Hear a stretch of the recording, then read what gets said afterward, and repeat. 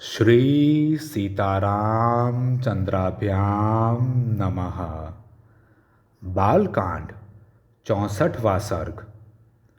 विश्वामित्र का रंभा को शाप देकर पुनः घोर तपस्या के लिए दीक्षा लेना। इंद्र बोले, रंभे, देवताओं का एक बहुत बड़ा कार्य उपस्थित हुआ है, इसे तुम्हें ही पूरा करना है। तू महर्षि विश्वामित्र को इस प्रकार लुभा जिससे वे काम और मोह के वशीभूत हो जाएं।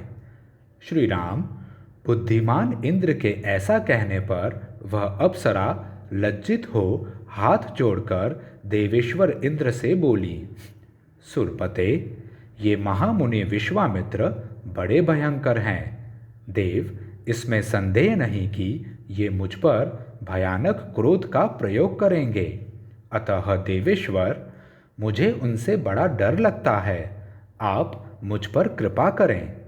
श्री राम, डरी हुई रंभा के इस प्रकार भयपूर्वक कहने पर सहस्त्र नेत्रधारी इंद्र हाथ जोड़कर खड़ी और थर थर कांपती हुई रंभा से इस प्रकार बोले, रंभे, तू भय न कर, तेरा भला हो, तू मेरी आज्ञा मान ले।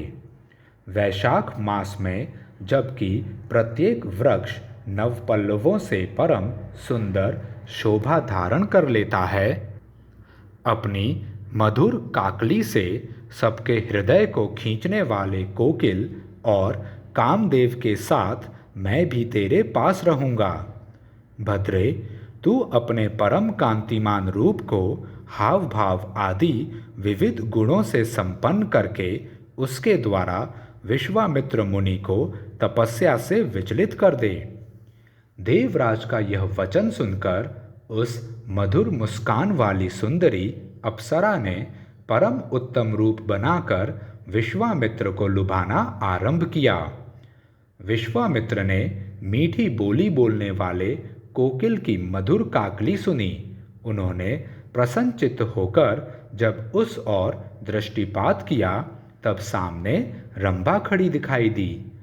कोकिल के कलरव, रंभा के अनुपम गीत और अप्रत्याशित दर्शन से मुनि के मन में संदेह हो गया। देवराज का वह सारा कुचक्र उनकी समझ में आ गया। फिर तो मुनिवर विश्वामित्र ने क्रोध में भरकर रंभा को शाप देते हुए कहा, दुर्भगे रंभे, मैं काम और क्रोध पर विजय पाना चाहता हूँ और तू आकर मुझे लुभाती है। अतः इस अपराध के कारण तू 10,000 वर्षों तक पत्थर की प्रतिमा बनकर खड़ी रहेगी। रंभे, शाप का समय पूरा हो जाने के बाद एक महान तेजस्वी और तपोबल संपन्न ब्राह्मण मेरे क्रोध से कलुषित तेरा उद्धार करेंगे। ऐसा कहकर महातेजस्वी महामुनि विश्वामित्र अपना क्रोध न रोक सकने के कारण मन ही मन संतप्त हो उठे। मुनि के उस महाशाप से रंभा तत्काल पत्थर की प्रतिमा बन गई।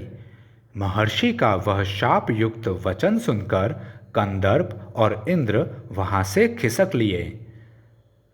श्री राम, क्रोध से तपस्या का क्षय हो गया और इंद्रियां अभी तक काबू में न आ सकीं, यह विचार कर उन महातेजस्वी मुनि के चित्त को शांति नहीं मिलती थी।